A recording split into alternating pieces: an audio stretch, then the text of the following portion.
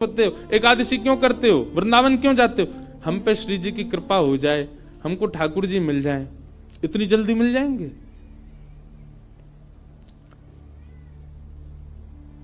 जैसे आप किसी मार्ग पर जाते हैं, जैसे मान लीजिए कि आप ऋषिकेश में बैठे हैं तो निश्चित है कि बद्रीनाथ ही आते हैं, बार बार बद्रीनाथ जा रहे हो तो ऋषिकेश से आपका उद्देश्य बद्रीनाथ जाना ही है, पर बीच में कई ऐसे शहर पड़ेंगे, अगर आप कहीं भटकोगे तो आप उन शहरों का नाम पूछोगे, ना कि सीधा बद्रीनाथ। 300 किलोमीटर दूर का नाम थोड़ी लोगे। यहां से चलते समय आप पूछोगे भैया शिवपुरी कितना दूर रह गया, शिवपुरी वहां जाओ, आगे से मुड़ोगे और शिवपुरी आ जाएगा। उससे आगे जाओ, श्रीनगर कितनी दूर है, ये देवप्रयाग कितना दूर है, यहां है देवप्रयाग, वहां के लिए रास्ता कैसे? आपके पड़ाव धीरे धीरे आगे बढ़ते हैं, सीधे ही बद्रीनाथ नहीं पहुंचा जाता, सनई सनई है। वैष्णव का पहला पड़ाव होना चाहिए प्रेम। किस लिए भजन कर रहा है, किस लिए कथा सुन रहा है, किस लिए वृंदावन जा रहा है, किस लिए गंगा जी का आश्रय ले रहा है, किस लिए कंठी पहनता है, किस लिए एकादशी करता है? मैं प्रेमी बनूं। पहले प्रेमी तो बनूं, पहला पड़ाव उसका प्रेम होना चाहिए। प्रेमी बनने का स्वभाव क्या, उसकी दृष्टि बदल जाए। अब वो सबको देख करके मुस्कुराता ही है। मैं ऐसे ऐसे प्रेमियों को भी जानता हूं जो किंचित बात विरह की सुन लें तो नेत्रों से आंसू गिरने लग जाते हैं। प्रेमी का इस स्वरूप हो जाता है कि उस बहुत जल्दी भाव में आ जाएगा, बहुत जल्दी भावुक हो जाएगा। हम होते हैं, हमारे आगे तो व्यक्ति गंगा जी में कूद जाए तो हमको विरह नहीं होता। प्रेमी व्यक्ति कैसा होगा, किंचित कोई भाव ऐसा देख लेगा ना, बहुत छोटा सा, कोई व्याकुल बैठा है, उस व्याकुलता को देख करके वो विरह में आ जाएगा। ये होता है प्रेमी का स्वरूप। आधुनिक भाषा में उसको कह देते हैं ये बहुत इमोशनल है, बहुत जल्दी इमोशनल हो जाता, बहुत जल्दी भावुक हो जाता है। संसार को देख करके भावुक हो रहा है। एक बात बताएं, भावुक व्यक्ति प्रेमी बहुत जल्दी बन सकता है। अगर किसी के अंदर भावुकता बहुत ज्यादा है ना, तो एक प्रकार से वो ये समझ ले कि उसको कई सीढ़ियां पहले से चढ़ा हुआ है। वो भावुक व्यक्ति बस प्रेम की ओर बढ़ जाए, प्रेमी और बन जाए, और अधिक प्रेम हो जाए, और वही प्रेम वृंदावन चंद से हो जाए उसका।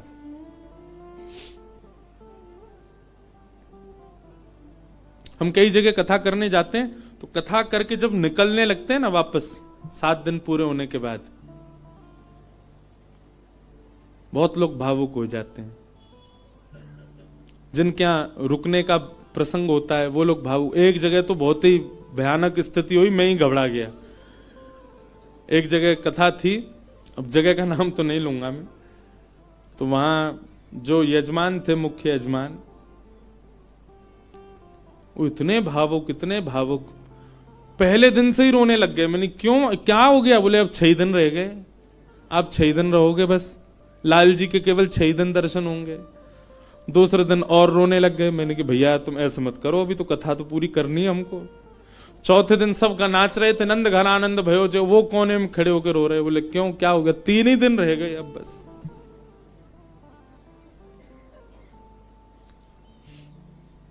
जिस दिन विश्राम दिवस था, मैं तो बहुत घबरा रहा था। मैंने आज क्या होगा, वो पहले दिन से ही रो रहे हैं।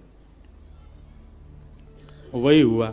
अच्छा, ऐसा और था कि कथा करते ही मुझे एयरपोर्ट जाना था, मेरी फ्लाइट थी। कथा भी मैंने सुबह सुबह की थी 7 बजे से। आरती, विश्राम आरती हो रही थी, और मैं बस ये था कि हे लाल जी कुछ हो नहीं, बहुत भाव में।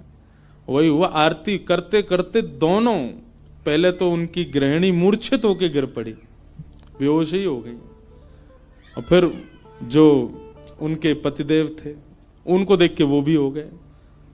उसके पीछे बिल्कुल भी किंचित ही, हमको तो समझ में आया था नाटक, लेकिन नहीं, वास्तविक था। पानी वानी डाला भैया, उनका ब्लड प्रेशर वगैरह सब कम होता चला गया। एक कथा भी आती है, सुना है? एक महाराष्ट्र के राजा थे। उन राजा का एक ही बात उसके मन में चलती थी कि मेरे नगर में कोई साधु आ जाए, मेरे नगर में कोई संत आ जाए, मेरे नगर में कोई भक्त आ जाए। दुनिया में ऐश्वर्यवान व्यक्ति केवल इसकी प्रतीक्षा करता है कि मेरे पास धन बहुत आ जाए। वो इसकी प्रतीक्षा करते थे कि कोई भक्त, साधु, संत, विरक्त या वैष्णव दंपति या कोई कथा वक्ता कोई आ जाए मेरे नगर में, बस। ऐसी कृपा हुई। अयोध्या से कुछ लोग पंढरपुर दर्शन करने जा रहे थे और उन महात्मा के उन राजा के नगर में आ गए। नगर से होके पंढरपुर का रास्ता था,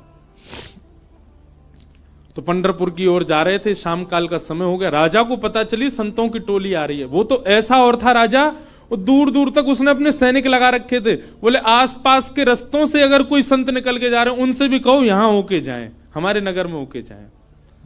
ऐसी भगवत प्रीति, भक्त प्रीति भी सबके हृदय में नहीं होती।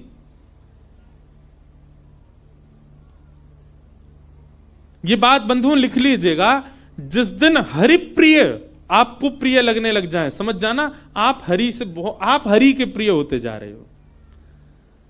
आपको पता चल जाता है व्रज से कोई आया, भले ही आप उसको जानते नहीं, पर आपके मन में उत्साह हो जाता है हमारे वृंदावन से आए हैं, श्री राधारमण जी के यहां से आए हैं, श्री बिहारी जी के चरणों से आए हैं। भले ही आपका परिचय नहीं, फिर भी आप ब्रज से आए जान करके उनको प्रणाम करने जाओ। ऐसी प्रीति अगर आपके चित्त में है, आप प्रेम की अवस्था में आ चुके हो। हरि से ज्यादा हरिजनों से प्रीति हो तो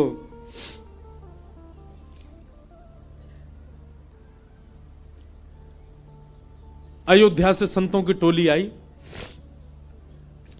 रात में राजा ने खूब सुंदर उनका स्वागत किया, सबके लिए बढ़िया शिविर बनवाए, बढ़िया सबके लिए भोजन की व्यवस्था करी।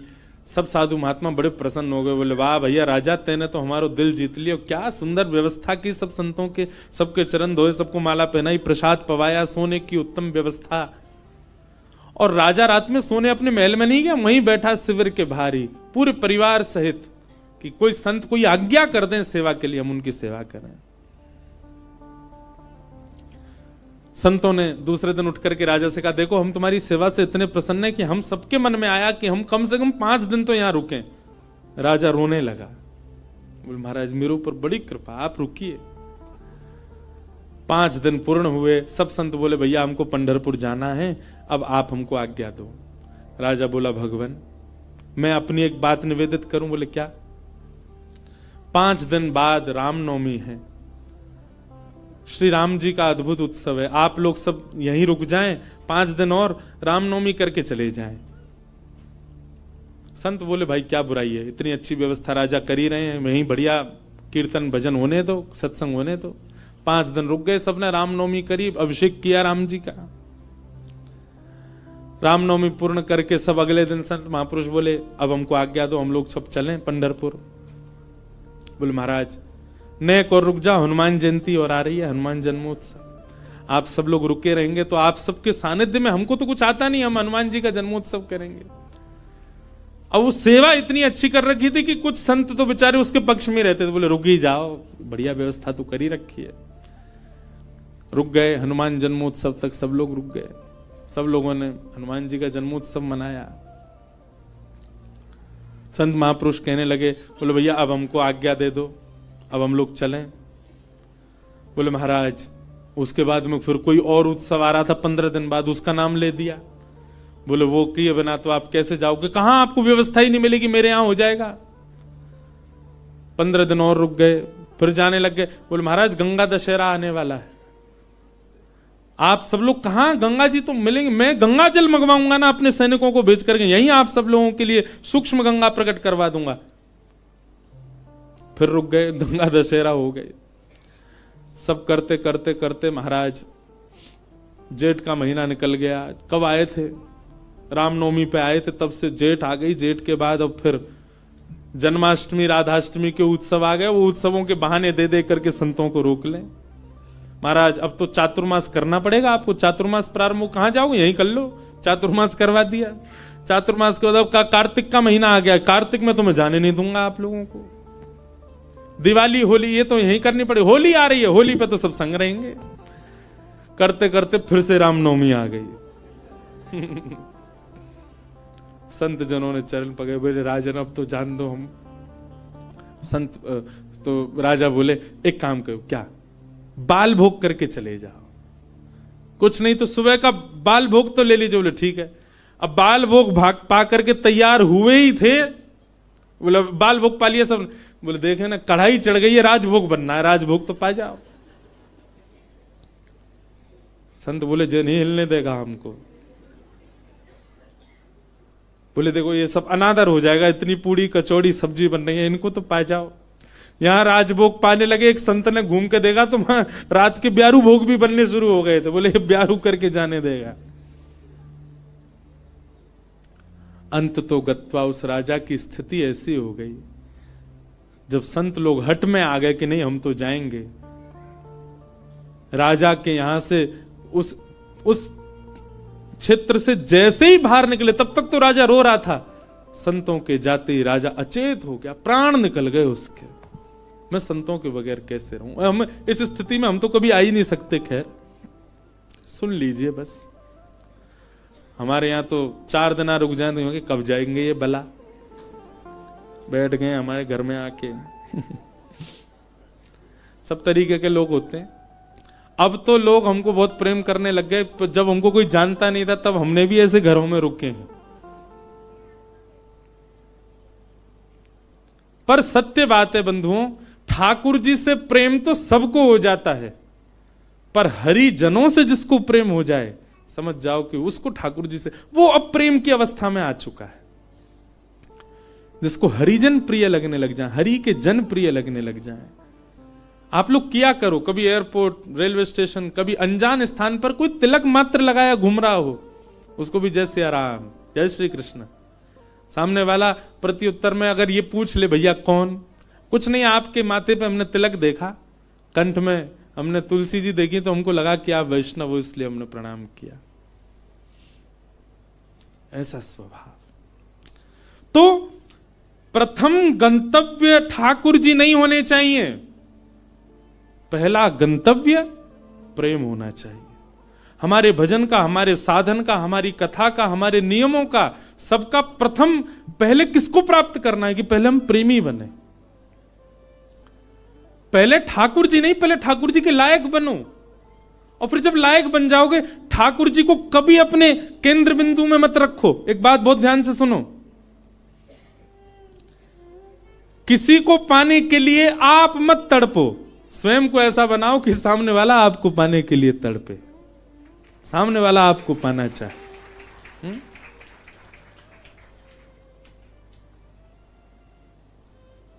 पिक्चरों में ऐसे दिखाते हैं ना कि कोई प्रेम करता था किसी कन्या से और उसको सीधे तो पा नहीं पाया, तो खुद इतना बढ़िया पढ़ लिख करके बड़ा मजिस्ट्रेट बन गया महाराज, आगे पुलिस पीछे पुलिस। अब वो छोरी डोल रही है वाकू पावे को, इससे मेरा ब्याह हो।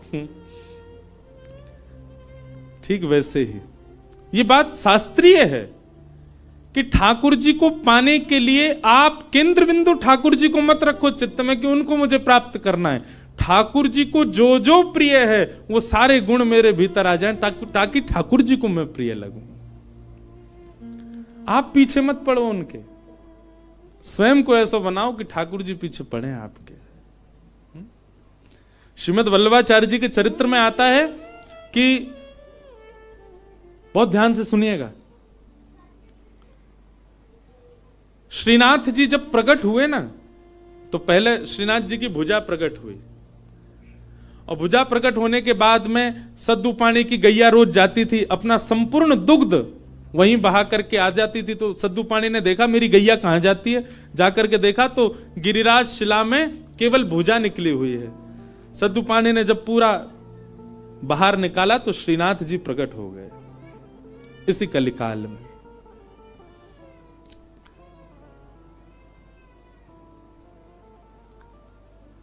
तो सद्दू पानी ने ठाकुर जी से प्रार्थना की कि ठाकुर जी आपके लिए क्या लाऊं मैं, आप क्या पाएंगे, क्या व्यंजन लेंगे, क्या भोग प्रसाद लेंगे, आप विश्वास मानेंगे। हमारे श्रीजी बाबा श्रीनाथ जी उन्होंने कहा, बोले हे सद्दू पाने, जब तक मेरे श्रीमद् वल्लभाचार्य जी नहीं आएंगे तब तक मैं केवल दूध पीऊंगा। ठाकुर जी ने पयोव्रत